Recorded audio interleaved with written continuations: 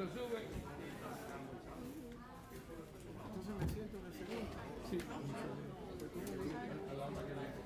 Marilena, tú siéntate al lado de tu gran amigo. De tu gran amigo que te quiere mucho.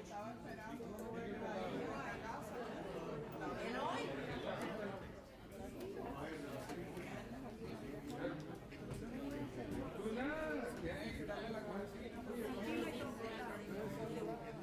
tenía relación con Eduardo, tú te sientas al lado de Marilena.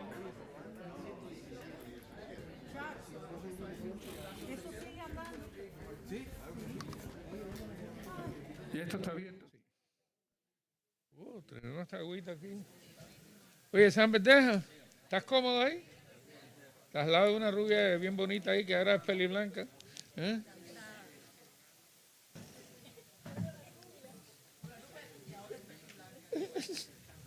Pero te queda mejor así, me gusta eso.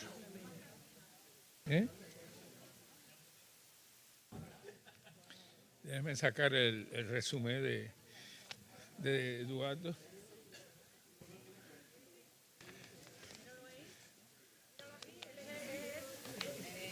Mira, Alfredito Durán.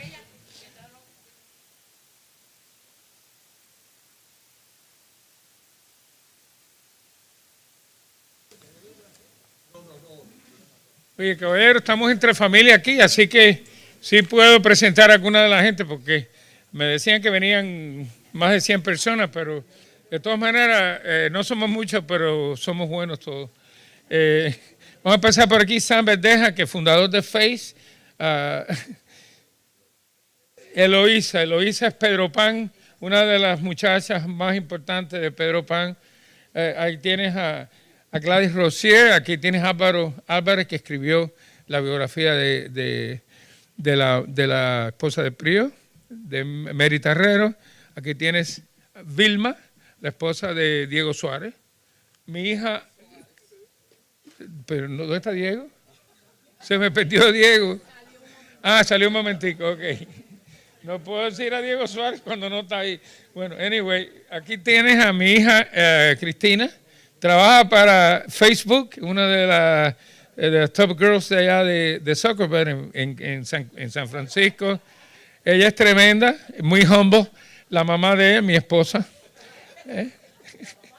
Esta sí, la mamá de ella, porque, bueno, la prima mía también, Socarrás también, la mamá de ella era prima segundo también de Carlos Prío. Aquí tienes ¿cómo? Amneri, sí, y a la prima mía, ella, Nilda Cepero, no solo es cantante, es escritora y poeta. Así que allá tenemos al futuro presidente de Herencia, Ariel Remo, que hijo del probablemente el periodista más importante que ha tenido el exilio, Ariel Remo Sr. Conocí al abuelo también, al abuelo de él, fui con mi padre a visitarlo, fue el famoso Plan Remo, que cambió la educación en Cuba. Tu esposa, que no me acuerdo el nombre ahora, pero Lourdes. Ciro del Castillo, este hombre ha sido un ejemplo del exilio, muy committed, desde que llegó aquí. Ciro, ¿tú llegaste aquí más o menos en qué año? ¿En el 80? 72. Sí, he estado preso y todo, pero es un gran... Aquí tienes a René Álvarez también. René es el presidente de Orgullo a Cuba, ha hecho todos los documentales que tienen que ver de Cuba. Aquí esta señora es rumana, la acabo de conocer en el documental que él hizo esta semana, que se llama 100 años a través de la música cubana, y entonces nos quedó lo más bueno. Aquí tienes a Josefina, que es Pedro Pan también. Pero Nancy no está aquí, yo no voy a mencionar, cuando llegue yo la menciono. Sí, porque Nancy no está ahí. Oye, Julio, past president de Herencia, tú eres uno de los fundadores también, ¿no? ¿O tú viniste allá después? Sí, y tú traes a tu amigo aquí, ¿cómo te llamas? Luis Madruga. Oh, ya tú sabes. Aquí tienes, tú eres la prima de Gladys Rosier. Sí, aquí tienes a Leonardo Rodríguez. Este señor es uno de los que escribió el libro Cuba an Epic Journey y acaban de escribir una una cronología de Cuba antes de Colón. No solo de España, la situación de España con Cuba, sino Cuba y el exilio cubano. Y te agradecemos mucho que hayas hecho ese trabajo junto con Sam Verdeja, que también eres parte también de FACE también, y tremendo trabajo. Aquí, Jorge Moreno, este es el bajista de... Yo bailaba con Jorge cuando tocaba en el Centro Español, con Jesús Acaraí en el Continental Brass, el suegro, que lo vino a acompañar para no dejarlo solo. Vilma, la hija de uno de los músicos más importantes que llegó aquí en los años 40, Armando Sánchez, fundó el conjunto Son de la Loma. Hicimos el libro de Armando Sánchez. Aquí tienes a su majestad, don Diego Suárez. La conciencia de la fundación y el alma de Mascanosa, como le decía yo. Cuando él decía con Mascanosa, el único que le podía decir a con Mascanosa era él. Oye, me sigo. Tú eres Junco, esta es prima de Pedrito Junco y de Helio Junco también, de allá de Pinar del Río. Hay muchos pinareños. Aquí tienes a Nancy, la esposa de... Acaba de llegar. Ella es de padre nicaragüense, nacido en Inglaterra, por eso la ven tan rubia. Allá tiene Jorge. Jorge es del grupo de nosotros de desayuno. Yo desayuno con los intelectuales los viernes y con los jodedores el sábado. Jorge y Ernesto García, vicepresidente del Republic y del Ocean Bank también, ¿no, Ernesto? De Republic nada más. Ok, es amigo mío de hace muchos años. Sí. Antiguo alumno de Marista, dice él, Ernesto. Dice que antiguo alumno de Marista, parece. Oh my God, María Antonia Córdoba. El hermano de ella es un personaje. Óyeme, aquí siguiendo por acá, ahí tienes al presidente, bueno, el fundador de la Academia de Historia de Cuba en el exilio, okay, Eduardo Lolo y su esposa, bella esposa. Circe se llama ella, tiene un nombre que es bastante confuso. Allá tiene Alfredito Durán, más conocido por ser el marido de Leticia Callaba. Hijo de Alfredo Durán, veterano de Bahía de Cochino y past president del Partido Demócrata en la Florida. Mi socio Emilio Alcalde, estamos haciendo un documental del sonido de Miami. Llevamos como 10 años, ya estamos por la mitad. Pero tenemos todo, se lo decimos porque están toda esta gente de Miami cuando eran jovencitos todos, y tenemos todos los videos del Grupo Alma, de Clouds, de Miami Sound Machine, Willy Chirino cuando era muchacho, y la esposa, que no me acuerdo tu nombre, María Josefina. Bueno, seguimos por allá.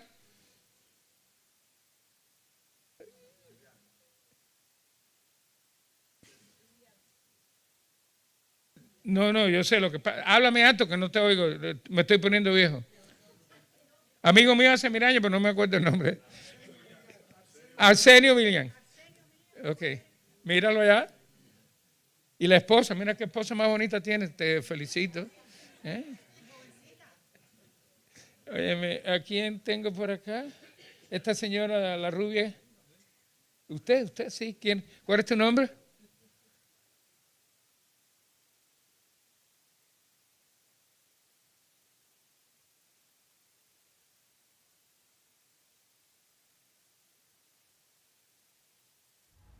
Uno de los fundadores del Partido Revolucionario Auténtico y también estaba en el Congreso cuando Carlos Frío fue presidente.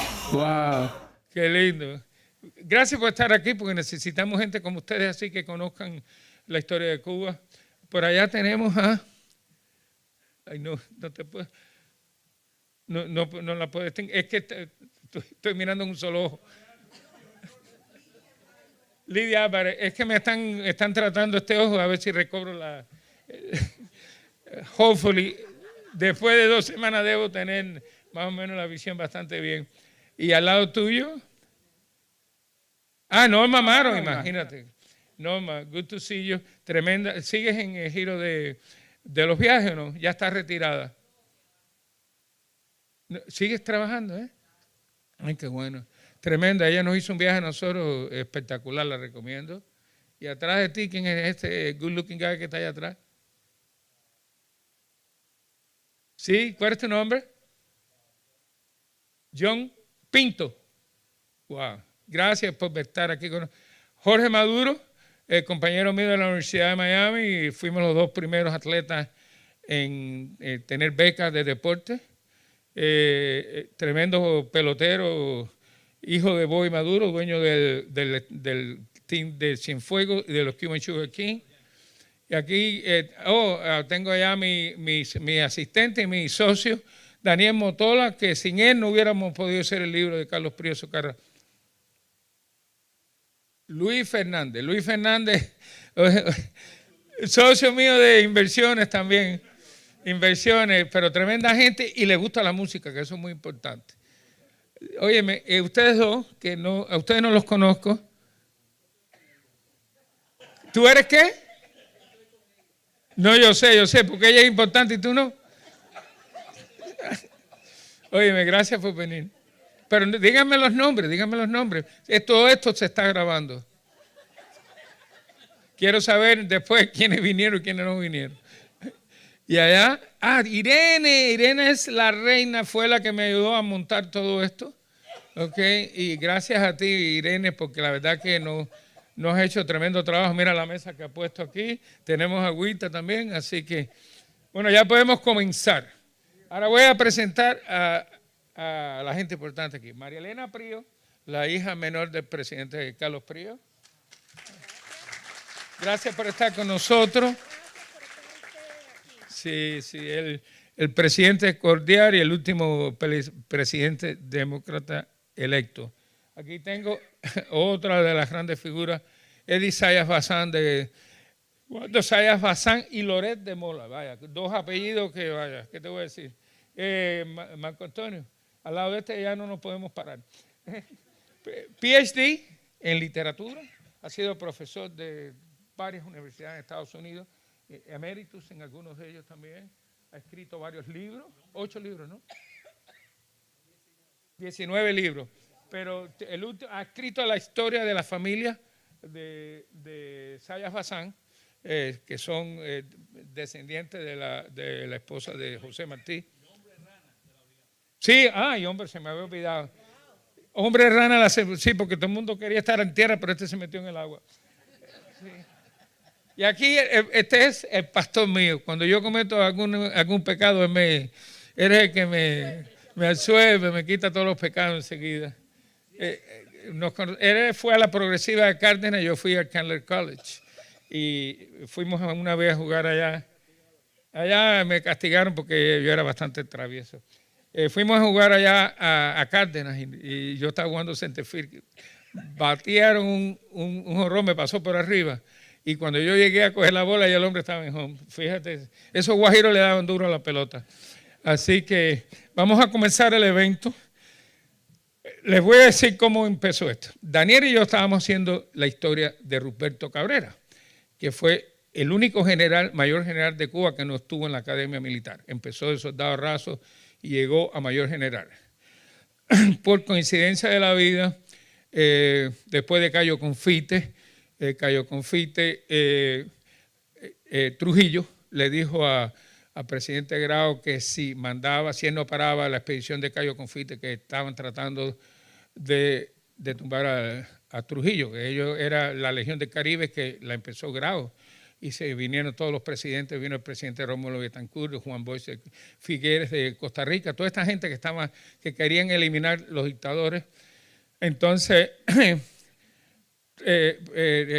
Genoveo Pérez Dahmer era jefe del ejército y estaba, aparentemente, Trujillo lo estaba convenciendo de qué manera podían dar o eliminar a Carlos Prío Socarrás o darle un golpe de Estado. Pero entonces alguien se lo dijo al presidente y enseguida Carlos Prío lo quitó y puso a Ruperto Cabrera, que fue un hombre muy leal a él, porque Genoveo Pérez Dahmer había sido jefe del ejército durante Grau. Entonces, Cuando nosotros estamos haciendo esto y vemos la cantidad de fotografías de Ruperto Cabrera con Carlos Prío Socarrás, le digo a Daniel, yo creo que nunca se ha hecho un libro que yo sepa, yo tengo una biblioteca de historia bastante grande, y entonces chequeo en Google libros de Carlos Prío Socarrás, ninguno. Digo, oh, my God, tenemos que mandarnos a correr porque este hombre hay que dejarlo aquí para la eternidad. Primero, porque nació en Bahía Honda, mi pueblo natal, y el pueblo de la prima mía aquí. Entonces, él nace, Carlos Prío nace en el 3, mi padre nace en el 6, fueron a la Universidad de La Habana juntos, estudiaron abogacía los dos, se graduaron en los 30, ellos fueron parte del grupo de Unión Nacional de Mendieta. Unión, ¿cómo se llamaba? Unión Nacionalista de Mendieta. Los dos participaron en el grupo. Mendieta se había hecho famoso porque fue uno de los que participó grandemente en la eliminación de Machado. Entonces, ¿qué es lo que hace? Es que cogen cursos distintos, y todos aquellos que compraron el libro verán, mi padre, que era primo segundo de él, porque la mamá de Carlos Prío era prima hermana de mi abuela. Y entonces da la casualidad que en el año 50 va a Bahía Honda, abren una carretera. Yo tenía 5 años, pero yo tengo una memoria increíble. Abre la carretera, y yo veo cuando él le dice a mi padre, oye, si quieres ver la finca de nosotros en la altura, que está en el Morrillo, yo te mando con un oficial. Así mismo fue, nos mandaron por un oficial. Y yo le contaba a María Elena, que no se acuerda de la casa de ella. Ah, sí, te acuerdas un poquito, pero yo le dije exactamente, yo le describí exactamente cómo era. Y entonces, y frente por frente, estaba el obelisco a Narciso López, porque a Narciso López lo cogen ahí, él desembarca por allí mismo, por donde está la casa, y entonces lo cogen en las pozas, se lo llevan para La Habana y lo matan a garrote. Y yo no sé, venezolano, pero tenía un delirio con Cuba increíble. Entonces, haciéndole, me acuerdo que pasamos por el aeropuerto, que habían puesto los palos esos que usan para la electricidad, para poner, estaba lleno así, porque parece que no querían que nadie fuera a aterrizar allí. Y ahí estuvimos con el oficial. Entramos en el cuarto de las muchachitas de Mariana y María Elena, llena de muñecas. Y yo le decía a María Elena, ven acá, ¿por qué había tantas muñecas en tu casa? Y dice, porque mi tío Paco vivía trayéndonos muñecas a nosotros. Esa es una de las cosas que sí me acuerdo. Estaba el cuarto de ella, el cuarto de los padres de ella, estaba el baño, la cocina, el comedor, la sala, y entonces había una terraza redonda así con un viento que entraba. Y ahí frente por frente estaba el obelisco a Narciso López. Entonces yo dije, wow, si hasta somos parientes. Le dije a Daniel, vamos a hacer el libro, y empezamos ¿de qué manera lo hacíamos? Bueno, enseguida fuimos a buscar a los artículos que había escrito mi pastor, Marco Antonio Ramos, tremendos escritos sobre la vida de él. Álvaro nos hizo la biografía que la había publicado en Libre de Mary Tarrero. Entonces, conseguí un artículo sobre donde está Carlos Prío con el fundador de Felipe Paso, que era compañero de mi padre de la universidad, porque se graduó también no solo de economista, pero de abogado. Y cuando yo voy en el año 76 a Venezuela, mi padre me dice, ¿por qué tú no? Mi padre muere en el 79, pero en el 76 le digo, voy a Venezuela, y dice, ¿por qué no te llegas al Banco Nacional? Que ahí está trabajando Felipe Paso, mi compañero. Entonces yo llego, subo hasta el 6º piso, toco la puerta, y dice, ¿quién es? Dígole, Eloy Cepero. Me dice, ¿el Guajiro de Bahía Honda? Dígole, no, porque parece que le decían el Guajiro de Bahía Honda. Entonces él cogió, me saludó y me llevó a almorzar. Almorcé con él allá en el Banco Nacional de Venezuela. O sea, bien interesante eso. Entonces conseguimos ese artículo también, y después conseguimos 2 artículos, uno en Colombia y otro de España, porque no queríamos ningún artículo, ninguna biografía ni de Cuba ni del exilio tampoco. Nosotros los cubanos tenemos una tendencia a exagerar un poco y a veces a decir cosas que no son verdades. Escogimos eso, y finalmente conseguimos también de herencia la apertura de la tumba de Martí de Santa Efigenia, cuando él que hizo un discurso que dice Berti Bustamante que nunca había visto un discurso como ese. Fue algo impresionante, él me lo contó cómo lo hizo, y entonces ahí al final de eso, todo esto está en inglés y en español, by the way, son 105 páginas, la hicimos como en 2 meses más o menos, con una cantidad de fotografías, conseguimos como 50, ahora tenemos casi 150 y estamos pensando hacer un libro nada más de la fotografía del doctor Carlos Prío Socarrás. Así que ese más o menos por qué hicimos el libro y el contenido que tiene el libro. Yo me lo leí completo, me lo tuve que revisar. María Elena me ha corregido un par de cosas que salieron ahí, pero eso lo cambiamos enseguida. Entonces, vamos a empezar por nuestro invitado. Bueno, María Elena, aquí tienes a la hija del presidente, la más chiquita de todas, muy linda, cuando están yendo en el avión. ¿Tú no te acuerdas de eso cuando salen para México? ¿No? Conozco la foto, pero no me acuerdo. No te acuerdas de ella, sí. María Elena es abogada. Yo sabía de ella porque ella era famosa, ella trabaja con Van der Faule. Sí, yo trabajo en Fidelity y era el abogado de nosotros. Y la gente me dice, pero tú no conoces a María Elena. Y yo, no. Creo que una vez la vi, pero no me saludó. Pero anyway. Claro, no nos conocíamos. Entonces, pero de todas maneras somos primos terceros. Y entonces ella ha sido muy gentil. Marian habló en el artículo que tú escribiste. Marian Speaks, hay un... María Antonieta, sí, pero a ella le dice Marian. A ella le dice Marian. Entonces, por cierto, que yo la conocí cuando yo escribí los libros míos de postales de Cuba, que vendieron casi 10,000 copias. Se lo llevo a la biblioteca, le llevé 2 de regalo a la biblioteca de Belén y ella fue la que me lo recibió.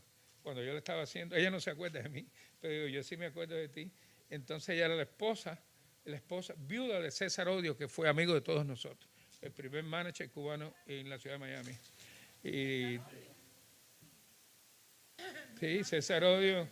Y ella tiene un hijo, ¿no? Un hijo que se llama Odio. Y una hija que se llama Sara María Prío.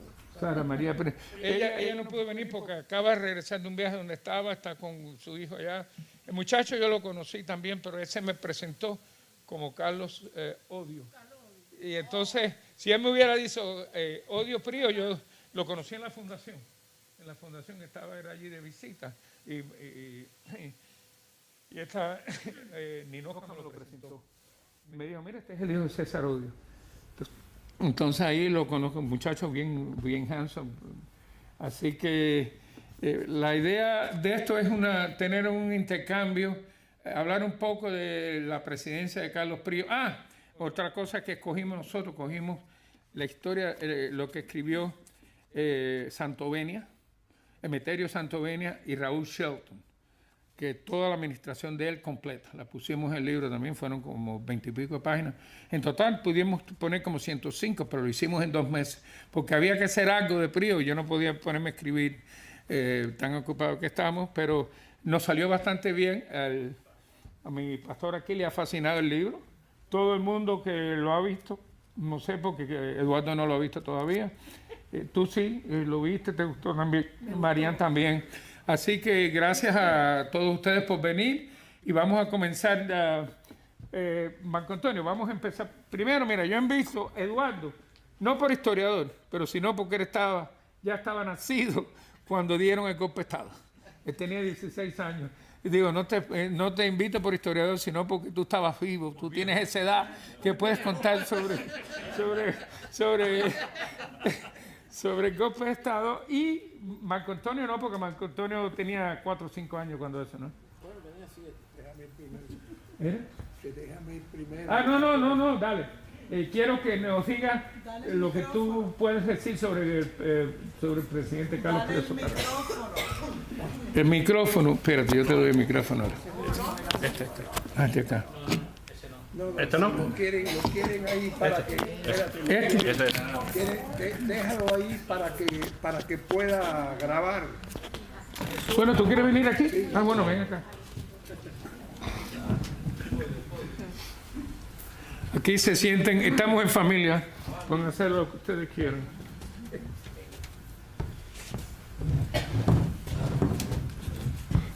Buenas noches. Yo estoy aquí por viejo. No, de verdad. Porque tengo 88 años y me dijo, oye, tú sí pasaste por esos eventos. Y efectivamente yo pasé, aunque realmente cuando el golpe de Estado yo estoy en una academia militar en el estado de Georgia, o sea que yo no estaba en Cuba, pero bueno, a mí me gusta la historia, aunque no soy historiador. El historiador es Marco Antonio Ramos, que me casó a mí hace 20 años. Ese sí es historiador. Yo vengo de miembro del Partido Liberal. Mi abuelo Rogerio fue miembro del Partido Liberal original desde la época de Bartolomé Mazó, y después fue gobernador de Camagüey y senador y secretario de Gobernación.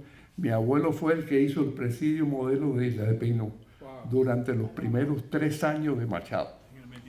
Y al tercer año, en 1928, él le renuncia a Machado porque no está de acuerdo con la reelección, y Machado, que era su íntimo amigo, no le prestaba atención, no le seguía los consejos y frustrado renunció.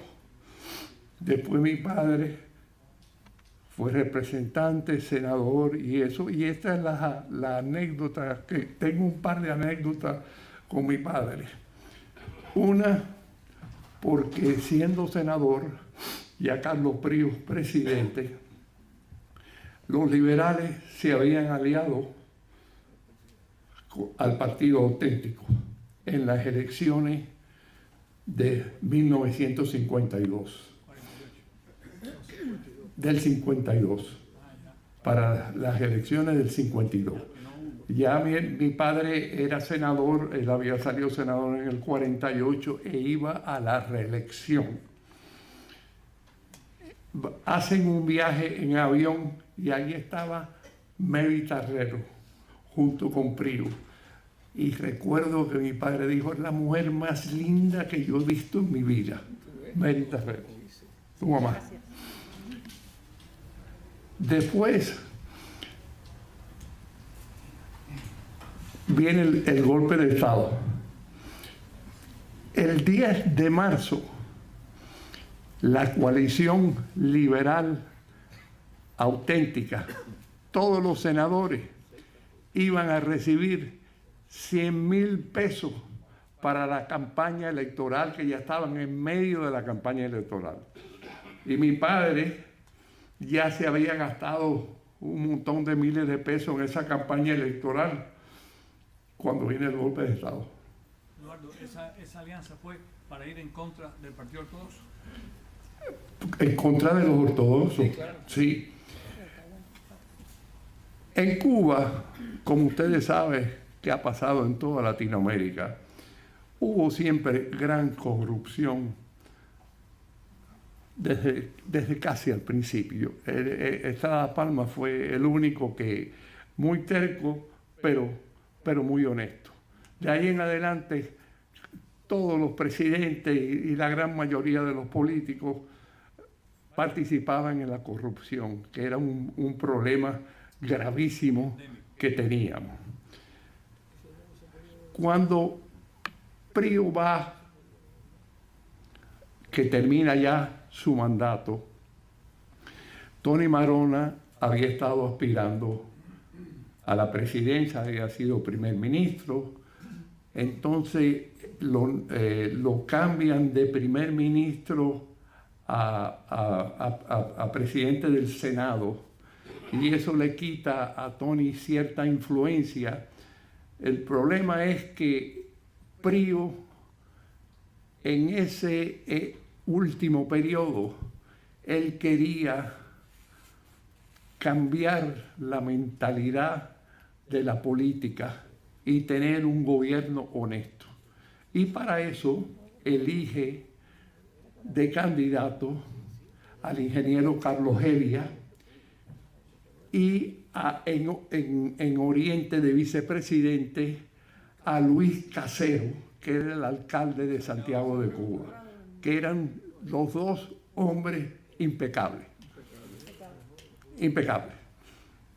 Antes de eso ya había nombrado a gente como Rubio Padilla, que también tenía fama de honesto, o sea que estaban en plano de cambiar la corrupción que había habido en Cuba. Y vino Batista y lo acabó todo. Nada más que quiero hacer un comentario más con respecto a Cabrera, el jefe del ejército. Leyendo un poco de la historia de Cuba ahora recientemente, una de las cosas que dicen que si Genovevo Pérez Damera hubiera sido el jefe del ejército, a lo mejor no le hubiera sido tan fácil a Batista dar el golpe de Estado. Porque Ruperto Cabrera, Sí. no era un hombre fuerte.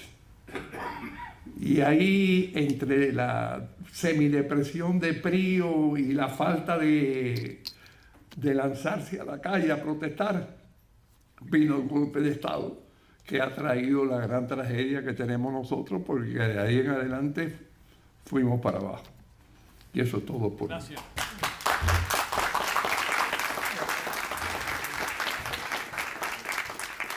Una historia bien, muy bonita, sobre todo.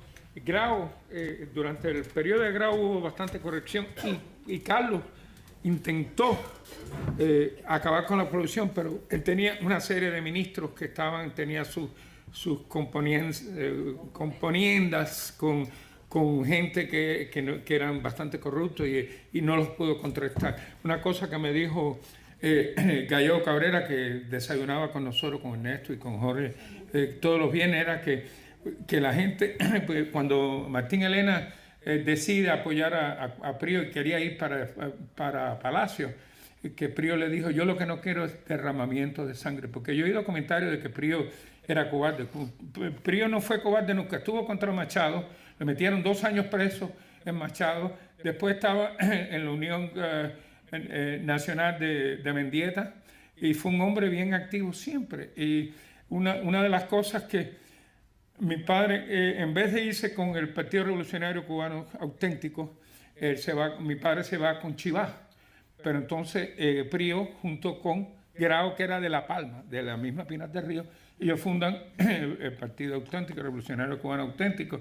Y mi padre se postula para representante en el 52 y para senador en el 50 y para senador en el 52. Y como decía él, este hombre, cuando dan el golpe de Estado, yo me acuerdo que me dijo, ya muriendo ya, que yo lo entrevisté a él y entrevisté a Humberto Pérez, que tú te tienes que acordar que era del gobierno de Prío también, era pinareño. Y entonces dicen que estaban un día allá en Pinar del Río, en el Instituto Pinar del Río, y viene la porra ellos estaban hablando más de Machado, y viene los porristas a darle golpe a ellos. Y entonces Humberto, que fue... Humberto, ¿qué posición? Humberto era ministro de... Humberto fue Ministro... y ocupó otros cargos. No, sí, bien. Era pinareño. Era pinareño. Entonces dice que estaban en Pinar del Río, y entonces vienen los porristas y él le dice: Eloy, vamos a correr. Dice que mi padre le dijo: los hombres no corren. Y dice: nos dieron una mano de palo. Yo tengo la entrevista que la grabé. Y entonces dice: nos dieron una mano de palo. Al final tuvimos que salir corriendo. Pero te das cuenta que esta gente no eran cobardes. Esta gente se oponían, sobre todo a Machado, que ya al final estaba bien. Había, tú sabes, las cosas... Orlando de Cárdenas, a mí me tuvieron que sacar de Cuba porque me iban a matar. Yo tenía 17 años. Orlando de Cárdenas, que estuvo en el Canal 17, 25 años, y fue uno de los grandes musicólogos y cantantes de la primera orquesta de Eloy, cuando mi papá nombra a todos esos ministros nuevos, eso se llamó los nuevos rumbos. ¿Te acuerdas? Los nuevos rumbos. Eso fue a la mitad de su periodo, y nombró a todos, incluyendo a Casero Bien. Es que Luis Casero, el alcalde de Santiago de Cuba, era uno de los... Y Pepín Bosch. Muchachos. Importantísimo. Y Pepín le dijo que no, y él le dijo: usted no le puede decir que no es presidente de Cuba. Yo tengo la entrevista, el que quiera ver, los tenemos en en el website de Herencia Cultural Cubana, donde le dice, usted no le puede decir que no, presidente, están entrevistando a Pepín Bosch, usted no le puede decir que no es presidente de Cuba, y aceptó la... Y Pepín Bosch fue uno también de los que organizó el movimiento contra Trujillo, tú sabes, y ahí pues, el documental se llama Y los quiero conocer, es el mejor documental histórico que yo he visto, hecho aquí en el exilio cubano. Bueno, Marco Antonio, venga para acá usted, la eminencia, historiador, miembro de todas las academias de lengua, uno de los pocos que quedan de los grandes historiadores de aquí en el exilio. Muy buena persona. No, porque estar al lado tuyo es un prestigio. A mí es un problema que tú hables. Él hoy es un gran amigo mío. Y un primo de mi padre lo castigaba a veces ahí en el Country College, el colegio metodista. Pero bueno, después lo quería entrañablemente, Miren, déjenme decir lo siguiente. Yo creo que ya mi gran amigo Eddie Zayas Bazán, a quien yo casé, y todo sigue ahí, y lo casé en Plymouth Congregational Church, nada más. Hizo un buen trabajo, mucha información. Tuve el privilegio de hablar una sola vez, lamentablemente, una sola vez con el doctor Prigo, y fue por mediación, porque yo lo conocí por medio de tu papá, de Alfredito Durán, mi gran amigo de siempre. Pero estábamos en un restaurante y Prigo me llama, almuerza con nosotros. Entonces, cuando llega la hora de pedir, yo imagínate, un guajiro de Colón, invitado por el expresidente de la República, figúrate. Entonces, pido una sopa de pollo. Entonces, tu papá me dice lo siguiente: ay, muchacho, en esa época yo era joven, porque yo fui joven, quiero que sepan eso. Oye, cuidado con nosotros los predicadores bautistas, que somos, movemos la gente. Bueno, el caso es que me dice, hijo, una cosa así me dijo, ¿cómo tú pide una cosa más sólida? Yo le dije, mire, es que mi mamá dice que ella nota como que yo tengo un poco de... Yo soy hijo único, vaya, tú sabes, me trataron como una especie de bitón o algo parecido. Entonces, creo que me dice mamá que tome una sopa de pollo y qué sé yo, y me dice, mira, muchacho, no hay nada, enfermedad que se resista a un bistec de filete con papa frita. Apúntalo ahí en la biografía. Debo decir que yo he estado investigando sobre historia de la política cubana, aunque he escrito de historia de las religiones, historia de la pastoral del divorcio, que me busqué un problema porque los curas me dijeron, oye, entonces la gente ya no tiene ni que divorciarte porque has acabado con la indisolubilidad matrimonial. Digo, bueno, eso es lo que yo he encontrado ahí. Enfréntese a eso. Y muchas cosas así, pero lo cubano. Y Diego, mi gran amigo Diego, lo sabe perfectamente, y Sam, que es matancero, como yo. Aunque yo nací en Colón, pero en Matanza me aceptaban en el instituto. Sí, quiero decirle que lo cubano me vuelve loco. Yo tengo que leer sobre Cuba y estudiar sobre Cuba. Yo estaba dando historia de las religiones. Por cierto, aquí está una señora rumana que ella conoce que el más grande historiador de las religiones del siglo XX era rumano, Mircea Eliade. Bueno, qué hombre. Pero de cualquier manera, vivo para eso. Por eso he estado en Herencia, he estado en muchos grupos, y mi obra final todavía no ha terminado. Deja ver si puedo llegar a los 80 de septiembre, a ver si la termino. Y, no sé, a lo mejor Sam me escribe el prólogo, no sé, porque le he escrito unos cuantos prólogos. El caso de los presidentes ha sido considerado desde muchos puntos de vista, y generalmente algunas formas de expresar los presidentes, de expresar la opinión sobre los presidentes, son de tipo apologético. Es decir, simpatizan con un presidente y entonces hablan, o al revés, todo lo contrario, atacan al presidente. Pero lo que debemos ver es cuál es la obra que deja el presidente. Porque en Cuba había una serie de males que no se pueden atribuir a nadie en particular. Son cosas que no se podía hacer política si no se apelaba a ciertas cosas. No se podía. ni se puede hacer aquí tampoco. Lo que pasa es que aquí saben disimularlo, como saben disimular todo eso. Es un fenómeno. Un fenómeno. Ahora no, ahora ya con las comunicaciones y todo eso, ya en la forma que se van desenvolviendo. Yo escribí en el libro, mi queridísimo Eloy, gran amigo mío, incluye un trabajo mío, un artículo entre la página 8 y la 31 en español y después en inglés sobre la gestión presidencial de Priu, que ustedes pueden leer en el libro. No se los voy a contar porque si no, no compran el libro. Pero de cualquier forma, ahí reflejo mi manera de ver aquel periodo y aquellas gentes, aquellos personajes, pero tratando de ver cuál es el resultado final. Obras, leyes, todo eso. Creo realmente que este esfuerzo tan bueno que ha hecho Eloy tiene un valor extraordinario. Porque si bien es cierto que hay muchos trabajos, libros, no tanto en el aspecto del libro, pero artículos y ensayos sobre la gestión de Priu y de otros presidentes, por ejemplo, la Enciclopedia Cubana de Ramoncito Cernuda, ¿no? Era así, bueno, sí, Ramoncito, que también estuvo por Cándido también. También estudió en el Canner College. Sí. Mi primo Carlos dice que eran bastante majaderos. Pero era buen estudiante. Bueno, de cualquier forma, ahí vemos, vamos a decir, en el contexto de aquel tiempo, lo que dejó Priu, y dejó una obra, y esa obra repercutió. Las circunstancias, pues, hubo una crisis institucional, ya la describió otro gran amigo mío, ¿no? Oye, todos son amigos míos, chicos, no sé qué pasa. Sí.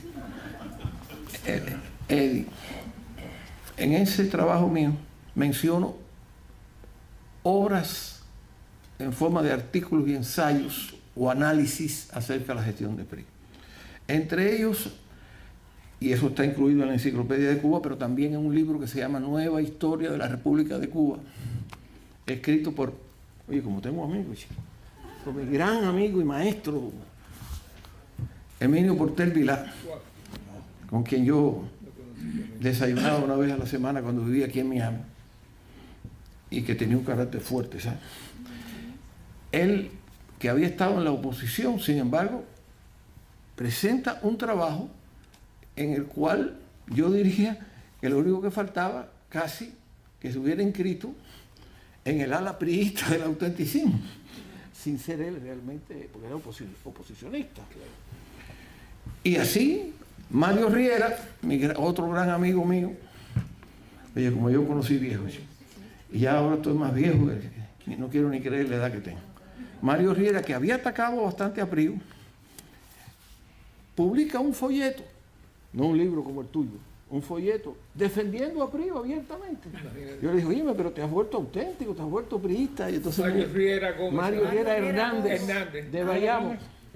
¿No era Gómez? ¿Era Gómez? No, Mario Riera Hernández, lo conozco yo. Bueno, si tú lo dices, es que es verdad. Es más, yo firmo cualquier cosa, porque él escribió mucho sobre política en Cuba, pero infinidad de trabajos, y sobre todo sobre Bayamo y Oriente, pero también, y él siempre fue batistiano, como se decía en Cuba, era partidario del presidente Batista, pero escribe un trabajo muy favorable a Priu.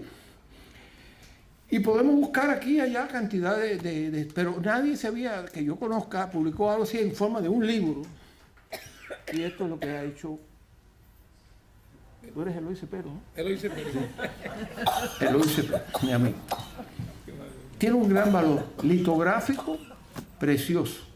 Muchas cosas extraídas de nuestra revista Herencia, porque yo he estado con Herencia por mucho tiempo junto a Julio Lago, que su hermano es uno de mis médicos, y lo único que falta es que lo canonicen en vida, porque él es una de las mejores personas que yo conozco. Y realmente, y fue muy leal, tu padre muy leal a Priu, en los momentos más difíciles. Pues ahí pues Riera y otros más, y puedo seguir citando, pero no quiero abrumar. Claro, yo no escribo corto. El trabajo mío es de la página 8 a la 31 del libro de Eloy, en inglés y español. Pero merecía que se hiciera este esfuerzo que ha hecho Eloy Cepero. Lo merecía. Yo pido un aplauso para Eloy Cepero.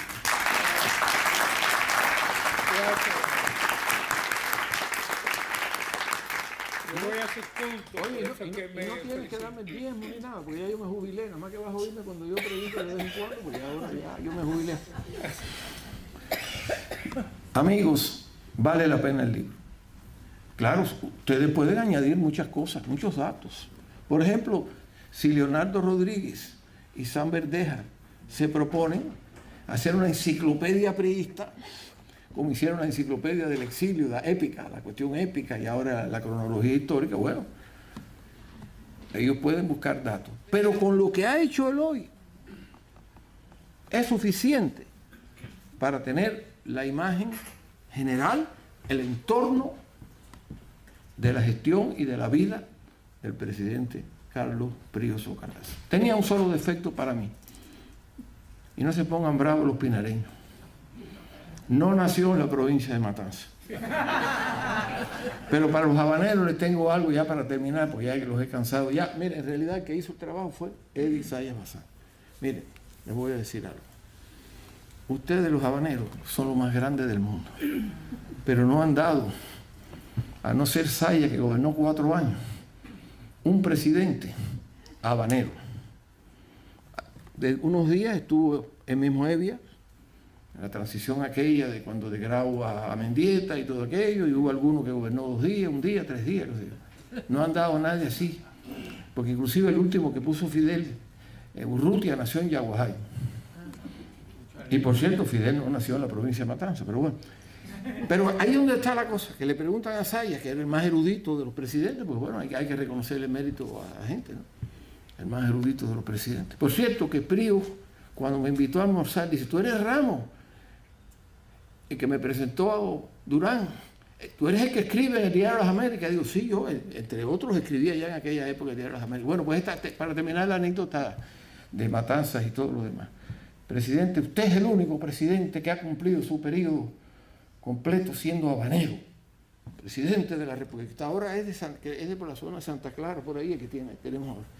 Y él le dijo, bueno, sí, yo nací en La Habana, pero debo aclarar que mi familia es de la provincia de Matanzas. Y con estas palabras, pues pido ahora un aplauso a la memoria del presidente Carlos Prío.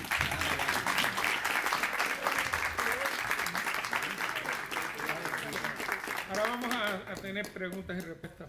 Yo quiero decirle algo que se me puede decir. Es verdad que cuando el presidente Prío coge el gobierno, la situación económica no estaba bien. Y los americanos no querían que se abriera el Banco Nacional de Cuba, y él nombró a Felipe Paso, que es un economista de primera categoría, bueno, que lea la historia, y coge a Justo Carrillo a cargo del Bandex y el Banfai. Son dos. Y se crea en Cuba el FHA, Fondos Asegurados, Hipotecarios Asegurados. Quiere decir que ya en el año 58 ya Cuba no solo tenía el Bandex, el Banfai y el FHA.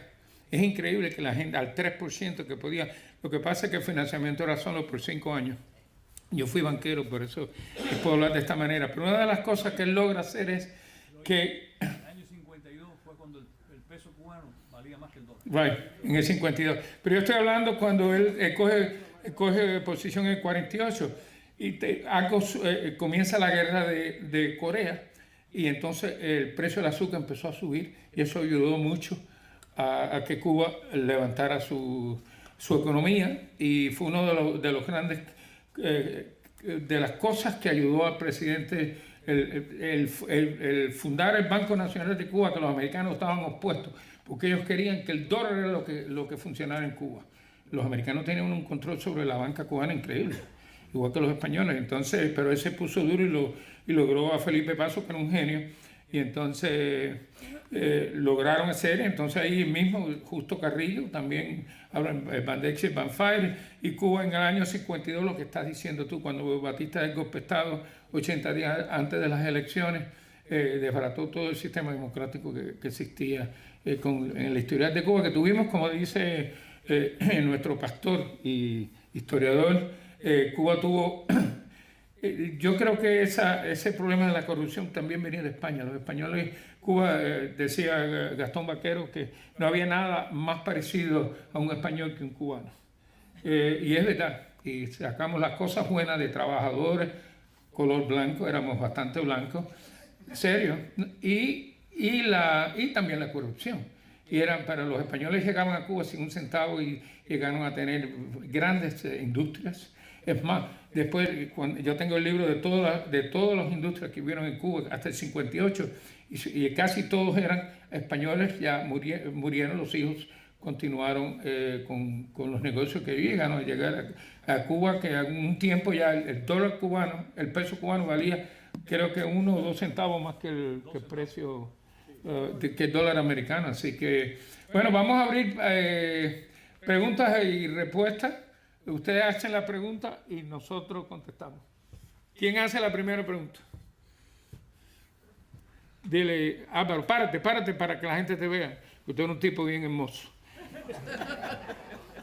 Elena, yo tengo varias preguntas. No sé por cuál empezar. Pero bueno, la primera es, tu madre fue la mujer más linda de Cuba, pero también era muy valiente. Cuando en el año 56 Batista mandó a secuestrar a tu padre. ¿Cómo? Ok. Sí. Y tu madre fue una de las que se impuso en ese momento. ¿Tú recuerdas los hechos? Perfectamente. Se presentaron en nuestra casa policías y miembros del ejército y la rodearon completamente, hombro a hombro, y entraron en la casa. Y yo me acuerdo que entró un hombre donde estaba la habitación de papi y le fue para ir arriba. Esto en el 56. Y primero se interpuso. La primera que se interpuso fue la viejita que había sido la tata. La nana. La nana. Ajá, sí. de mi padre y de sus hermanos cuando niños. Se interpuso. Y después entró mi madre y entraron en un forcejeo con el policía, con el militar. Entonces se llevaron a papi, lo secuestraron, se lo llevaron en un automóvil y saliendo hasta la calle, por el driveway, ¿no? Mi mamá se puso una bata de casa y empezó a correr atrás del automóvil que llevaba a los militares y a mi papá. Y empezó a correr y a correr y a correr hasta que tuvieron que parar, abrirle la puerta y ella se montó. Wow. Nunca se me olvida eso. Y hubo también un intento de asalto en tu casa y ella también fue la que se impuso cuando fueron también un hombre armado. Eso fue en Miami Beach, Miami, un hombre Miami armado Beach. entró en el balcón. ¿En Alton Road? No en Alton Road. ¿Dónde fue? Se llamaba el Lucerna, donde vivíamos, yo creo. Y entonces yo me acuerdo porque yo estaba en el baño y yo fui la primera que oí al delincuente y dijo, "Where's your father?" ¿Quién es? ¿Dónde está? Where is your father? Entonces yo me fui corriendo y la primera que encontré fue mami y sacó una pistola.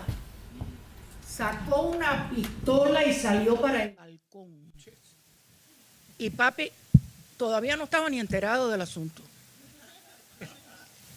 Muy, muy valiente, muy, muy corajuda.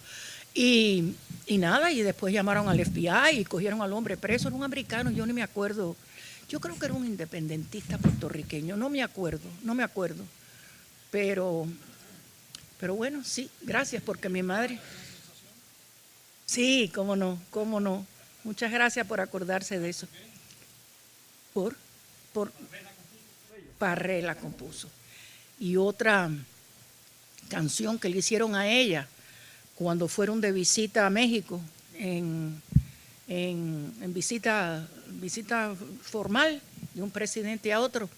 Esa es Sensación. ¿Qué mujer proclamaban por las calles, por doquier? No sé qué, que conserve su sutil belleza, princesa, hija de Dios. No lo sabía. una conga. Y ahí viene la aplanadora con Prío adelante y el pueblo atrás. Ahí viene la aplanadora con Prío adelante, y el pueblo atrás. Pero yo le quiero decir a ustedes que si ustedes quieren conocer quién era Carlos Prío Socarrás, bueno, sobre todo un demócrata con minúscula, un demócrata opuesto a todas las dictaduras, de izquierda y de derecha. Pero si quieren saber quién era él, léanse en el libro de Eloy el discurso que él da ante la tumba de Martí, cuando llevaron sus restos a Santa Efigenia. En Santiago de Cuba. Y él da un discurso que se llama, oigan el título, Vengo a rendirte cuenta. Oiga eso, le viene a rendir cuenta a Martí. Y le está explicando lo que ha hecho, lo que quiere hacer, que me acuerdo de una cosa y hoy los hombres y las mujeres trabajadoras, blancas, negras, de cualquier nación, están trabajando y ganando bien. Es un discurso que a mí me electrifica y esa es la esencia de Carlos Prío Socarrás. Y desde luego, en una forma personal, era un hombre muy dulce, era muy dulce. Yo tuve la gran suerte de tener a la familia Prío, que eran tan cariñosos, tan familiares. El tío que me compraba las muñecas, que no sabía qué más comprar, y muñecas. Todos, y se querían mucho. Y yo me acuerdo cuando ya estábamos grandes, desde los 10 años hasta los 18, él se sentaba en su cuarto con mami a ver la televisión en un butacón. Y nosotros, zánganas ya, de 15, 16 años, nos sentábamos en las piernas de él a ver la televisión. Y él nos tenía ahí hasta que se acababan los programas que le gustaban, que era Perry Mason y Bonanza. Es la historia de cuando estaban sentados allá en el patio, que pasó el avión y dice a esa historia. Un día en el patio de la casa estaban mami y papi, y ya se estaba poniendo el sol y pasó un avión. Y le dice mi papá, Carlos, si tú pudieras estar en ese avión, ¿a dónde tú quisieras ir? Yo quisiera ir a París. ¿Y tú? Y dice él, yo a Bahía-Honda. No, yo soy una persona muy afortunada. ¿Verdad, Alfredito? Tú lo conociste. Era almíbar. Mi mamá. Ay, pero usted sabe mucho. Y la hermana de ella.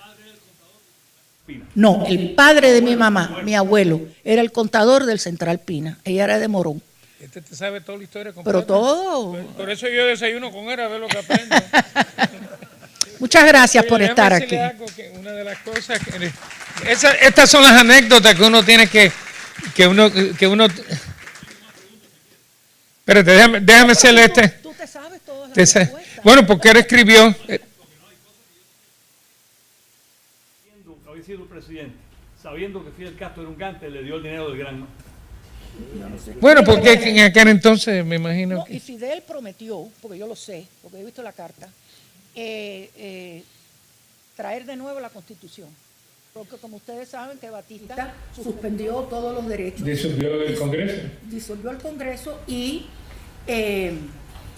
suspendió las garantías y suspendió la Constitución. Y Castro prometía traer la Constitución del 40 otra vez. Yo te iba a decir que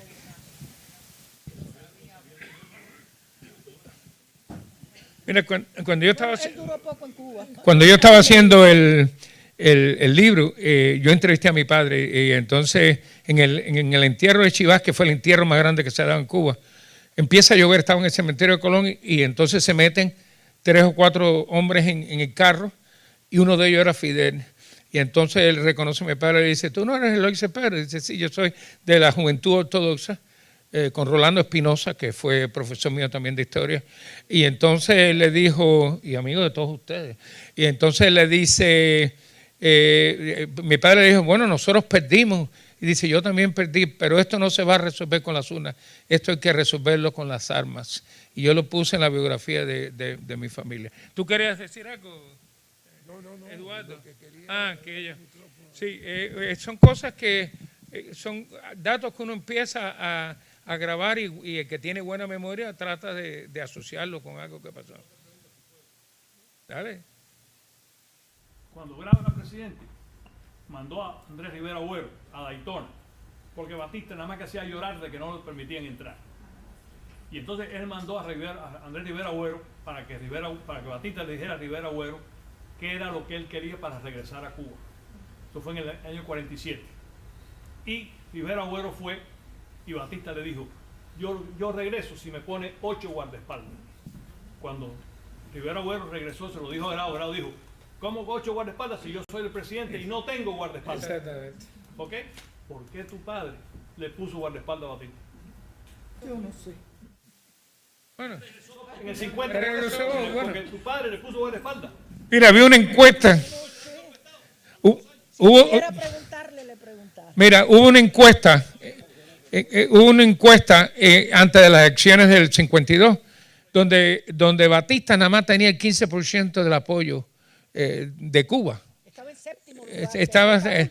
Es más, si hubiera las elecciones, Carlos Heavy iba a salir presidente. Bueno, a Agramonte no, cometieron un error porque debieron haber puesto a Millo Ochoa de candidato a presidente y a Agramonte vicepresidente. Pero como era primo de Chivá, por eso es que lo pusieron, porque Millo me dijo a mí personalmente que él nunca hubiera dejado eso que ocurriera. Pero imagínate, las relaciones de la familia a veces son un poco fuertes y eso fue lo que pasó. Pero indiscutiblemente, vaya, que me puede decir a mí que Carlos Prío fue cobarde, yo lo dudo mucho. Estuvieron presos Chivá, estuvo él, estuvo Pardo Llada también, Luis Orlando Rodríguez también, toda esta gente estuvieron. Y él estuvo en la lucha contra Machado y le decían Coleta, le pusieron Coleta. Era un nombre... ¿Sí? El Coleta, yo no sé qué quiere decir, pero le decían Coleta. ¿Qué quiere decir eso? ¿Qué quiere decir? ¿Qué cosa es goleta? No tenía, no. Coleta. Coleta. Y él estaba muy activo en el underground contra Machado y sufrió cárcel y todo. El 4 de diciembre de 1958 a tu padre lo cogieron preso aquí en Miami. Sí, señor. Lo acusaron de mandarle armas a Cuba. ¿Eso fue verdad? Bueno, la fotografía está la fotografía en el libro, cuando él estaba esposado, que está llegando, cuando sale del aeropuerto de Miami, sale esposado. Tampoco sé la respuesta, pero recuerdo que lo cogieron preso. De fianza le pusieron, no sé. Otra pregunta de alguien. A ver. No parece más Socarrás que nadie. No, porque él sí, porque él... Sabe todo. No, y además él escribe para Libre, te saca tremendas. Es muy bueno lo que él escribe siempre. A ver, ¿cuál es la próxima? Ven, Alfredito, párate para que te vean. Ahí. Yo escuché a los panelistas decir, hablar sobre la obra de Carlos Prío, pero a mí me encantaría saber cuál fue la obra. Yo, por ejemplo, los medios de comunicación, ese es mi negocio, ¿no?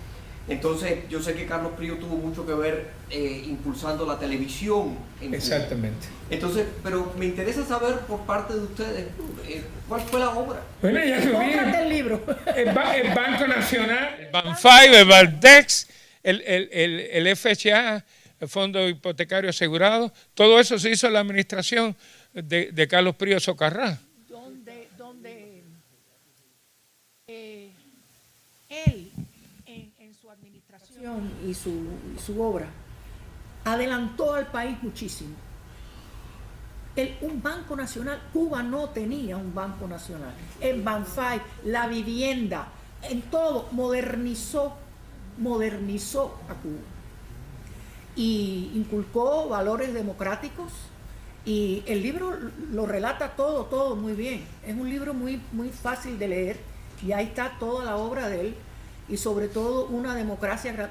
Señores, el hermano de él, durante la administración de mi papá, el hermano de él, Antonio Prío Socarrás, se postuló para alcalde de La Habana. Y perdió. Y perdió. Sí, señor. Y perdió. Castellano. Eso les dice, Castellano le ganó. Castellano. Eso les dice a ustedes quién era mi padre. Sí. Wow. Pero óigame. Tienes que leerte, tienes que leerte el resumen para que tú lo veas. Me estoy asustando. Tendría cantidad de gente porque era bella. ¿Cómo Prigo se llevó el gato a la boca? Bueno, déjame decirte, porque el Prigo era extremadamente good looking. Es más, Osvaldo Farré, cuando escribe la canción esa que hablamos los otros días en el programa que yo tengo con Ricardo Brán, hablamos de cuando él le dijo, yo estoy tratando de enamorar a esta mujer, escríbeme una canción. Y entonces Osvaldo Farré, porque eran íntimos amigos de Carlos Priego, le escribe la canción y pegó la canción. No fue una de las mejores, pero pegó bastante. Yo no sé. A ver, otra... Era Vicente Lago Pereira. Que fue Norma, párate si quieres, porque si no, no te dejan hablar esta gente. No, espera, Julio, tú tienes una pregunta. El que le decían el Chino Lago. el Chino Lago, sí. Y él me contaba a mí, yo era un muchacho, tenía 10 años, ¿no? Y me dijo que estando Prigo, presidente, Batista ya estaba en Cuba y estaba ya conspirando contra Bernilla. Él estaba en Palacio con Prigo y con Antonio Barona y un grupo de legisladores y se acercaron a los estudiantes, vinieron los estudiantes de la Universidad de La Habana a hablar al presidente. Digo, presidente, nosotros sabemos que Batista está conspirando contra Bernilla. Nosotros hemos alquilado un local frente a la casa donde estaba residiendo Batista. Estamos dispuestos a dispararle con un rifle y matarlo cuando salga a despedir a Bernilla. ¿Qué usted quiere que hagamos? El presidente dijo, no, yo no quiero sangre en mi gobierno, así que no hagan nada, miren eso. Eso fue una anécdota real. No, Yo le he oído, yo la he escuchado. Sí, Otra cosa, yo sé y no sé, tengo una memoria de que el 10 de marzo papi se fue en automóvil y llegó hasta Matanza y fue a levantar ánimos, a luchar contra el golpe de Estado. Y cuando llegó al cuartel en Matanzas, le dijeron, señor presidente, mire para atrás que todo está perdido. Está controlado todos los cuarteles. Pero Martín Elena le prometió que si él quería fajarse contra Batista, él lo ayudaba, pero aparentemente se dieron cuenta. Es que Batista tenía controlado el ejército desde el 33 hasta el 40. Tú sabes, era el hombre fuerte de todo. Él estaba en el palacio. Pero él estaba en el palacio cuando el 10 de marzo. Acabado. Norma Amaro, párate. Yo hacía una semana que cumplía 3 años. Imagínate eso. Ya sabemos la edad de ella. Ya sabemos la edad de ella. Norma, dime. Óigame. Háblame alto. También. Él era un muchacho joven en el ejército, siempre tenía negocio eso, pero era soldado de la República. Como decía, a mí alguien me preguntó si era más cristiano, digo, no, él era soldado de la República de Cuba. Cuando llegamos a los Estados Unidos en el año 62, el viejo mío hubiese cumplido 95 hoy, por eso sabe bien. Él se hizo partícipe de un grupo que eran de los auténticos, que estaban en New Jersey, y yo me recuerdo de niña, yo vine de 9 años, yo me recuerdo los primeros tiempos que íbamos a unas sesiones por allá por Newark, que venía, si mal no recuerdo, uno de ellos, me acuerdo que vino mi papá, y mi papá se hizo miembro del club y entre unos cuantos que me acabo de llegar, rentaron un local en Bergen Line, en New York, de 8 cubanos. Pero la meta de ellos era restaurar la Constitución y restaurar a Prigo Socarrás. Me recuerdo siempre porque aquello se convirtió en un pequeño lugar social donde iban, no había dónde ir, por las noches iban a ir, y esa era la meta. Y habían contratado una finca donde iban y hacían maniobras para tratar de ir a Cuba a tratar de restaurar la Constitución. Eso es lo que yo siempre oía y yo tenía cuando aquello vine de 9 años y me recuerdo que aquello duró unos cuantos años, porque a los 12 años yo organicé una fiesta para los hijos de los miembros, pero era el club auténtico de cubanos de allá de New Jersey. Y la meta de ellos, porque siempre oía a mi papá, era restaurar la Constitución y restaurar el último presidente electo, que era Pío Socarrás. Siempre oía de eso de mi papá. Y yo dije, bueno, cuando me llegó la invitación, dije, ahí estoy yo. Qué interesante su cuento, muchas gracias. Ya murió hace 21 años y digo, déjame. Digo, pero el viejo mío ellos estaban en eso, pero fueron perdiendo el ánimo. Claro. A mí a mi papá le mataron uno de los hermanos que vino de aquí y se fue a compañía de cochino y lo mataron en la misma playa. Y ¿sabes? Y uno fue perdiendo el ánimo en eso. Pero al principio había muchas ganas de volver a Cuba. Sí. ¿Sabes? Y era algo que era un muchacho joven, pero ya después se dedicaron a hacer negocios. Pero el viejo mío siempre estuvo en eso porque él era masón desde que era jovencito. Y siempre fue aquello y siempre oía que Pío Socarrás, que era el presidente. Muchas gracias. ¿Cómo se llamaba su papá? Isaac Amaro. Isaac Amaro. Él tenía negocio de carnes, fue un vocero de carne grande en New Jersey, del cual él lo vendió hace muchísimos años, y esas personas tienen aquí, hicieron una sucursal que son los camiones que andan con unos toros, que ustedes lo verán por ahí, que dicen Amaro. Pero él era masón creo que era Luz y Constanza. Ellos habían también comprado entre un grupo de hombres de los primeros allá exiliados que se trabajaron mucho, compraron también la logia. Y compraron, ya le digo, aquel club social, yo me recuerdo porque era una niña, era el lugarcito donde íbamos todos y era todo para eso. Yo te mandé una foto ¿A mí? hace 2 o 3 días cuando... ¿A mí igual hoy? A él, una foto del grupo de los hijos de los miembros. Yo la recibí, está muy buena esa fotografía, bastante gente en esa foto. Sí, esa fue en mayo del 65. Wow. Eduardo Lolo, déjame ver, este es de Nueva York también. Eduardo, tú que eres uno de los expertos de José Martí, ¿tienes alguna pregunta? Muchas gracias. Gracias, sí. Muchas gracias. No, pregunta no. Lo que quiero es felicitar al panel, felicitarte a ti como autor. Eres miembro de la academia, miembro numerario de la academia, que se fundó precisamente en Nueva York, New Jersey, Mira. en el año 2013. Ya llevamos 10 años trabajando, hemos dado 2 congresos, publicamos el Anuario Histórico Cubano-Americano, una de las 2 revistas en estos momentos dedicadas a la historia de Cuba, Herencia Cubana. Herencia Cubana no es la más antigua, la más antigua fue 30 años. Fue la revista cubana de 1968, dirigida por Carlos Ripoll, el gran martianista del exilio. ¿Cómo se llamaba? Carlos Ripoll. Carlos Ripoll. No, la revista. Se llamaba Revista Cubana, nada más que eso. Revista Cubana. Y entonces seguimos trabajando, le damos las gracias a nuestros académicos. Acá tenemos unos cuantos, acá tenemos, está René, está San Verdeja, Leonardo, wow, Álvaro, mira, Javier Arbolí, que es español, pero estuvo en la Embajada de Cuba y se convirtió más cubano que todos los cubanos aquí en Miami. Y le estamos dando el premio ahora, el premio Herencia. Esta semana, el sábado que viene, tenemos el almuerzo de Herencia. Todos aquellos que quieran ir nos llaman. Está everywhere, lo hemos puesto. Esperamos como 100 personas allí. Se le va a dar a él y a Rafael Peñalver, que fueron los 2 que trabajaron para mantener a Herencia Magazine lo que es hoy en día, que fue cuando yo entré después ya hace 4 años. Y me voy, y el próximo presidente, Ariel Remos, que es historiador también, by the way. Marilena, cuando regresaron a Cuba en el 59, ¿tú fuiste? Sí. ¿Y recuerdas? Perfectamente. Sí, pues eras jovencita.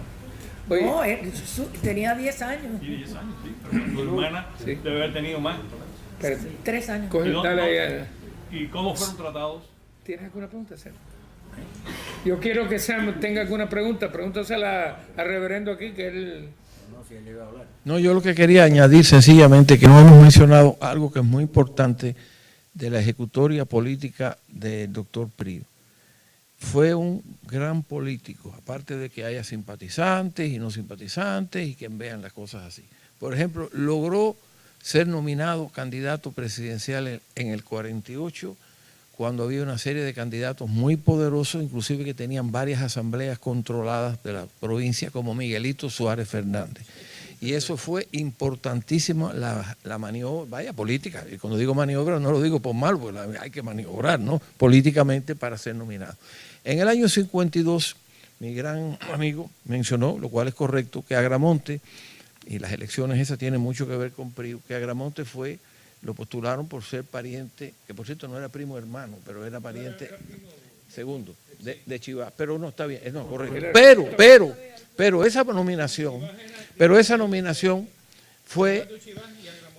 Sí, pero eso fue en la de 48. Pero la del 52, el que dominaba la asamblea se llamaba Emilio Ochoa Millo. Y entonces alguien sacó que era el heredero, era Chivas, era Agramonte y todo aquel cosa, pero realmente sí hay una cosa complicada en lo que sucedió en la reunión en que fue nominado Agramonte, porque realmente el que debía, de acuerdo con la mayoría de los ortodoxos, era Millo Ochoa. Pero además hay otra cosa. Uno de los grandes logros de Prío como político fue cuando parecía que los ortodoxos iban a ganar las elecciones. Hizo una coalición de 6 partidos políticos, partido auténtico. El pequeño partido republicano que lo había ayudado en el 48, pero ya había tenido problemas con Alonso Puyol, pero aún hizo que Alonso Puyol también entrara ya en el 52. Y entonces, Partido Liberal, Partido Demócrata, Partido Nacional Cubano de Castellanos, Partido de la Cubanidad de Grau, que se había separado de la autenticidad. Y él logró esa coalición. Pero cuando se dice que Agramonte iba a ganar, se estaba hablando que sí, emocionalmente la votación iba a ser muy grande, pero ganar la presidencia de la República cuando el candidato Hevia y Casero eran apoyados por 110 alcaldes municipales, no era fácil. Lo que sucede es que la prensa empezó a decir Agramonte va a ganar, sobre todo la Bohemia va a ganar, y a lo mejor hubiera ganado, pero realmente, en mi opinión modesta, después de haber metido en eso, y es una simple opinión, no, aquí hubiera ganado Hevia sin problema ninguno, hubiera ganado. Y además hubieran ganado la mayoría senatorial en las 6 provincias, incluyendo La Habana, que eran más fuertes en La Habana. Papi ganó las 6 provincias. Sí, pero Hevia hubiera... Pero Hevia no sé si ganaba como presidente de las 6 provincias, pero el partido hubiera ganado la mayoría senatorial en casi todas las provincias y en mi opinión hubiera ganado Hevia. Pero eso es una opinión ya años después, eso no deben... Pero Prío... Pero, bueno, no, sí. Yo me acuerdo. No, era mi amigo y era un gran intelectual. Oye, yo era... Mazaboga, sí. Con Agramonte y como intelectual lo admiro grandemente y bueno, hubiera podido, a lo mejor pudo haber, tremendo. Pero esas elecciones, lo que yo quería señalar no es a favor de este o del otro, sino que Prío logró una coalición que era casi indestructible. Lo que pasa es que la gente se olvida que las presidencias se ganan no solo por popularidad o por emoción, porque sucedió tal cosa, sino por maquinaria. Eso sucede aquí también. No, el maquinario, era un genio también. Bien poderoso en Cuba. Es que papi era inteligente y cordial. Y ahora me he acordado que en las elecciones del 48 había 4 candidatos a las elecciones del 48 que eran Germán Álvarez Fuente de Camagüey. De eso me enteré yo ayer leyendo. Germán Álvarez Fuente tenía la farmacia más grande de Camagüey y fue ministro de Agricultura de Grau San Martín. Pero nunca había aspirado a nada, pues era uno de los candidatos con Miguel Suárez Fernández, con Chivas y con Carlos Prío. Cuando Grau se parcializa a favor de Carlos Prío, es cuando Chivas decide irse del partido auténtico y fundar la ortodoxia. porque no fue el elegido de Grau. Chivas. Chivas llegó a tener una popularidad gigante. Eso no se niega. Además, había sido el primer ministro también junto con Grau. Él tenía, es que Carlos, por lo que yo he podido leer, era un tipo fuera de liga. Además que lucía bien, que es muy importante también. Las mujeres iban a votar por él. Bueno, el que más votación ha recibido en Cuba fue Ardollada. Pardollada y Clavelito. Armando, ¿dónde está Armando por ahí? Armando Nubiola. Escribiste el libro de Clavelito. ¿En qué lugar quedó en votación? Fue uno de los que más recibieron. Párate un momentico. Tenía el vaso de agua. El programa más popular de la radio cubana era el de Clavelito. Sí. Pon tu pensamiento en mí y ahora que en este momento tu fuerza de pensamiento. Mira, tiene a Diego Suárez. Oh, don Diego. La experiencia. Si me prestas el micrófono, pues yo quiero hacer unas observaciones. Alina, cógela ahí. ¿No puedes ir? Espérate. Venga. Tuve lo que tenía una mujer joven, muy importante, que puede venir corriendo para acá.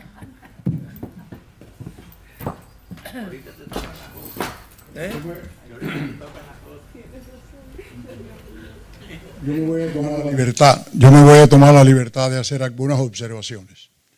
Porque he visto, y me van a perdonar los que han cometido algunos errores hoy. Todo lo que han hablado, claro, pero primero que nada hay dos eventos importantes que ocurrieron durante la presidencia del doctor Carlos Prío. El evento más importante, que por cierto creo que no lo has mencionado en el libro, fue crear el Tribunal de Cuentas. El Tribunal de Cuentas es la obra más importante, en adición de que el doctor Prío era extremadamente, y era de verdad que era el presidente cordial, como él mismo se autotituló cuando salió y dijo: yo quiero ser un presidente cordial. Yo estaba allí, ya yo era hombre, creo que soy el más viejo que estoy aquí hoy. Y quiero también decirles que otra acción muy importante del presidente Prío, en la época en que fue presidente, en adición a todas las cosas buenas que han dicho, todas son muy pintorescas, pero hay cosas que son de más profundidad y cosas más importantes y son verdades históricas. El presidente Prío tuvo la valentía,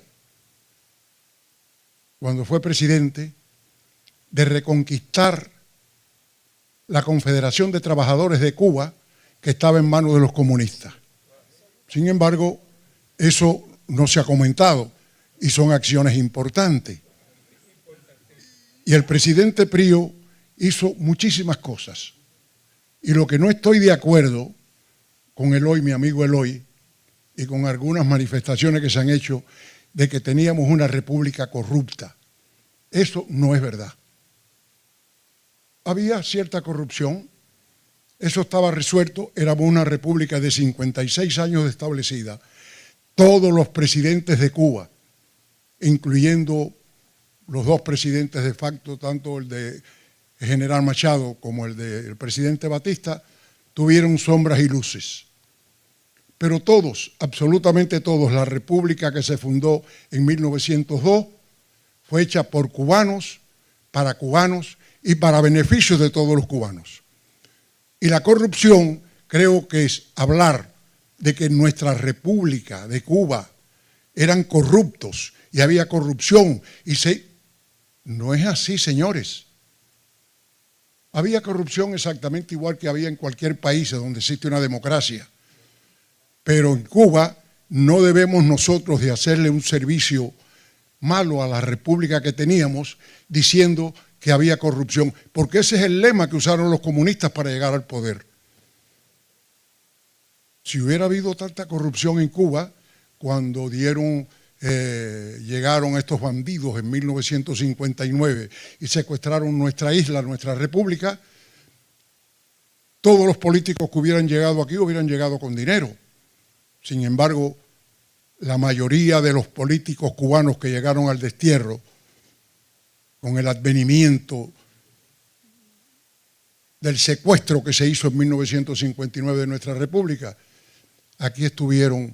Yo conocí a muchos, no me acuerdo los nombres de muchos, el que era presidente de la Cámara de Representantes. ¿Con Prío? No. Lincoln Rodón. Lincoln Rodón fue mi amigo aquí al principio del 61, despachando gasolina en una gasolinera. Yo conocí aquí a otros importantes de los políticos aquellos de la Cuba republicana, de la maravilla de república que teníamos. Y yo no puedo bajo ninguna manera estar de acuerdo que en la república era una república corrupta. Yo creo que se le hace un mejor servicio a la causa de la democracia y a la república que todavía está por refundar, que será la nueva República de Cuba. Se le hace mejor beneficio diciendo que en Cuba, claro que había corrupción, pero y eso estaba resuelto porque el doctor Prío fundó el Tribunal de Cuentas para precisamente combatir si había alguna corrupción. Debemos hablar de las cosas positivas. ¿Y por qué no hablamos de la gente honesta que había en Cuba? Porque en la República había más gente honesta, más gente que producía. Teníamos un per cápita increíble. Estábamos entre las tres repúblicas con 56 años de establecida y nosotros resulta que estábamos entre los 3 países más desarrollados de América Latina. ¿Cómo nos dicen que la República nuestra estaba en la posición número 17, a pesar, ¿cómo van a decir que había corrupción cuando estábamos en la posición, según las Naciones Unidas, en el 1955, teníamos la posición número 17 entre todos los países más desarrollados del mundo? ¿Cómo nos dicen que en Cuba el cubano no emigraba? ¿Cómo nos dicen que en Cuba en los 56 años de república ningún cubano tenía que venir a Estados Unidos a lavar platos para poder prosperar? Porque Cuba era próspera. ¿Por qué se crea la Constitución del 40? Porque en 1939 se hace la Constituyente, donde participaron todos los partidos políticos. Y se creó la Constitución más avanzada de aquella época. Y hoy, 65 años después del advenimiento del secuestro de nuestra patria, sigue siendo una Constitución excelentemente moderna, aunque creo que debe ser la Constitución que se debe usar para refundar la nueva república. Habrá que hacerle los amendments, como dicen los americanos, las enmiendas necesarias para actualizarla. Pero hagámosles propaganda a las cosas positivas de la república que teníamos, porque no hacemos un buen servicio, repito, haciéndole nosotros el juego a los comunistas, diciendo que era una república corrupta, que estábamos mal, y que qué sé yo, y que el 10 de marzo, y que eso. No. Claro que el 10 de marzo no debía de haber sucedido. Claro que si miráramos retrospectivamente los que no aceptamos el 10 de marzo, a pesar de que simpatizábamos con Batista en 1940 al 44, que fue un gobierno formidable, el gobierno del doctor Ramón Grau San Martín fue excelente, luego después vino el gobierno del doctor Ramón Grau San Martín, del doctor Carlos Prío Socarrá, que fue un ejemplo. El propio presidente Prío llegó al exilio. Si hubiera sido un hombre corrupto, hubiera sido súper multimillonario, con los recursos pocos que tenía. Trató de reconquistar de nuevo la patria. Pero como es natural, el engaño de la Unión Soviética a través de Fidel Castro es que nos trajo el secuestro de nuestra patria. Mi recomendación, porque soy el más viejo y creo que tengo algún derecho a decir eso, es hablar las cosas positivas de la República. Para que el... Bueno, no voy a seguir hablando porque los viejos hablamos mucho y a veces, bueno, muchas gracias por escucharme. Más sabe viejo por el viejo que por diablo. No, nada de viejo ni de diablo. Nada de viejo ni de diablo. Él tiene 97? No. Sí, va para 98. No. ¿Sí? ¿Y está entero todavía? No. Oye, ¿qué memoria tiene? 97 Gracias, mamá. Bueno, o sea, ¿alguna pregunta? Esto está bien interesante, la verdad que hemos aprendido muchas cosas aquí, incluyendo yo que he hecho bastante investigación sobre Carlos Prío y lo que él dice, ¿verdad? Yo no siempre pensé que no era corrupto, sino que había mucha corrupción, más o menos entre los ministros, no tanto los presidentes. Pero no tampoco, no, había su pequeña corrupción. Olvídate ya. Retiro lo dicho. No, yo sé. Pero óyeme, si más propaganda que hacemos, que le tiramos nosotros al gobierno, la fundación, que tú fuiste parte de eso, nos dedicamos 30 y pico de años a tirarle al gobierno de Cuba. Yo sé, pero tú eras... Y la financié. Tú eras más cerca, más cerca de Jorge Mascanosa, que lo llevaban en el avión de él a todos los lugares. El doctor Carlos Prío Socarrás tiene tanto mérito, tantas cosas importantes, que son muchas. Hombre, pero lo hemos dicho aquí, yo creo que no te ha quedado. Yo no creo que debe decirse, oye, qué formidable, mira, la mujer más espérate. linda de Cuba, claro que era muy hermosa, pero no es por eso, que es una gran cubana, tu mamá. Pero muchas gracias por mencionar el Tribunal de Cuentas. Sí, que a todo el mundo se le había olvidado. Todos los ministerios, Dime, déjame decirle todas las divisiones tenían que rendir cuentas al tribunal de Claro. lo que se habían gastado. Ya con eso se acababa, si había alguna corrupción, que sí la había. ¿No te das cuenta? Me van a decir a mí, en el gobierno de Grau, que había, es posible, el contrincante que hubiera sido el que quería precisamente la otra tendencia, que era el ministro de Obras Públicas, Pepe San Martín, ¿no te das cuenta? Era un hombre extremadamente honesto. Y así muchísimos ministros en Cuba que eran totalmente honestos. ¿Por qué no le hacemos propaganda a los ministros que eran honestos? Pero vamos a hacerle dedicarnos ahora propaganda a pública, no hacerle propaganda más a y Fidel. vamos a hacerle propaganda Claro. a Clavelito. Yo estoy En contigo. lugar de hacerle propaganda a Clavelito, que tenía una cosa. Coño, vamos a hablar de No, la pero, vamos a hablar óyeme, de- pero esto es un de los open. grandes filósofos Aquí que podemos tenían, hablar de de los grandes profesores de la universidad, Óyeme, de las grandes vallas, en lugar de hablar de Clavelito. pero Diego, Porque Cuba no era Diego, Clavelito, ni era Diego, tú Rumba no y te Ron, puedes eso, concentrar en no, una eso cosa que hemos tocado todos los puntos para esto, para que la gente pregunte y diga. Tú estás correcto en lo que estás diciendo, pero todo el mundo tiene derecho a hablar lo que le dé la gana. Claro, Estamos en un país libre. Si yo- Bueno, oye, ya. si Eso lo va a usted- rectificar Mira, en la muchachos. próxima versión. Elena, Ya, señora. Yo me llamo del Lourdes trabajo y primer Tester, ministro la de grado. casa de Hank. Oye, presenta a tu esposo aquí, un gran periodista televisivo. Párate. Oye, Tony Barón, ¿qué clase de Tony Barón? CBS. A ver, que me digan que Tony Barón era corrupto. No, él era Canal 6, 23, 24 años, y después se fue para el Canal 4. So él es CBS. Hank Tester. Thank you. Yo quería decirles que yo nací en Matanzas. Nací en Matanzas. Y mi mamá, el padrino de mami era Machado, el presidente. Era primo de mi abuelo, Rafael Alfonso Morales y Machado, que vivían era de Santa Clara. Nacieron en Santa Clara. Pero después que cayó Machado, la familia los querían matar a todos ellos. Y la familia mía se tuvo que ir para Costa Rica en unos cuantos años, cuando las cosas se calmaron.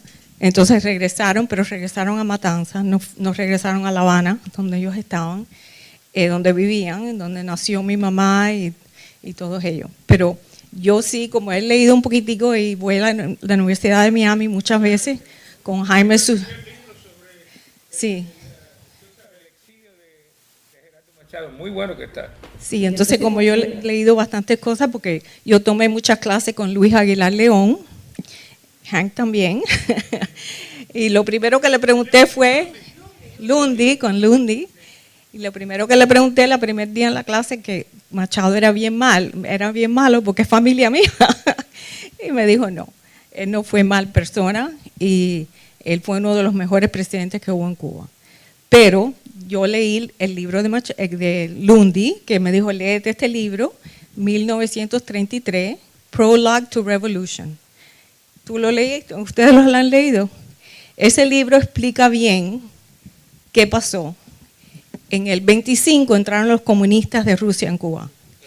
Y ahí empezaron a infiltrar en la Universidad de La Habana a todos los estudiantes. Y ahí empezaron todas las cosas malas que pasaron en Cuba. Ahí está.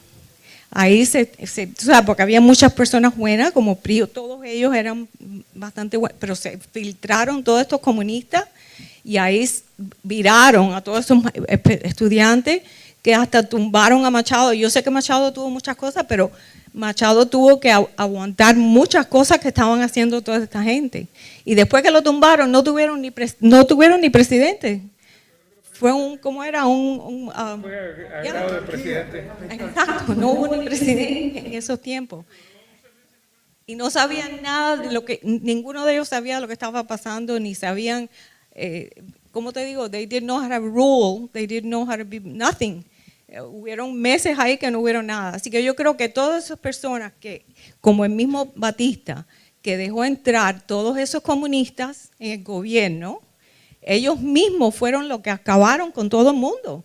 Esos comunistas acabaron con todas las personas buenas, se infiltraron. Yo no sé cómo explicarlo en español, en inglés un poquitico mejor, pero yo creo que eso tuvo mucho que ver con todos los problemas que tuvo Cuba hasta lo último.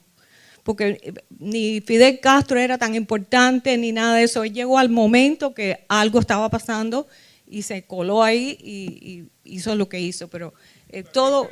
Batista salió electo en el 40 por el apoyo del Partido Socialista Popular lo apoyó a él también. Exacto. Y Batista sí, cuando hizo lo que hizo, había mucho terrorismo pasando con Fidel Castro. Claro. Y el libro ese del cuarto piso, que todo el mundo lo leyó seguro, el cuarto piso de Earl T. Smith, que era el ambassador to the United States en Cuba. Sí. That book is very important. Que también Batista estaba pidiendo ayuda de los Estados Unidos con Fidel y todo esto. No lo ayudaron. Y la daga en el corazón de Mario Lazo. Sí. Daga en el corazón también. Dagger in the Heart is a very good book too, and The Losers is a very good book. ¿Alguna otra pregunta? A ver, René, dale. Buenas noches. Yo lo único que quisiera es, después de las palabras de Diego Suárez, decir, desde mi punto de vista, de los pocos o variados estudios que he podido realizar, que fueron mucho más importantes para el desarrollo de nosotros los cubanos como etnia y para nuestro país ante la vista del mundo, los 56 años de república que los 65 años de dictadura asesina que nos está agobiando. Y yo creo que eso es lo más importante, recalcar que en esa república pudo haber días y noches, pudo haber existido en algún momento quizás situaciones de personas que actuaron de una manera negativa, pero fue más lo positivo y fue mucho más los logros y puso a nuestra Cubita la Bella en el lugar que realmente le corresponde. Muchas gracias.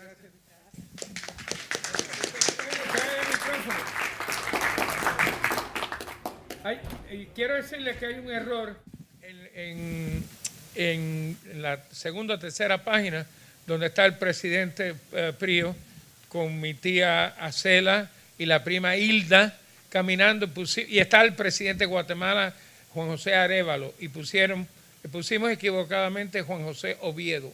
Así que lo cambian y le ponen Juan José Arévalo, que fue el que escribió el Tiburón y la Sardina, uno de los grandes libros de América Latina.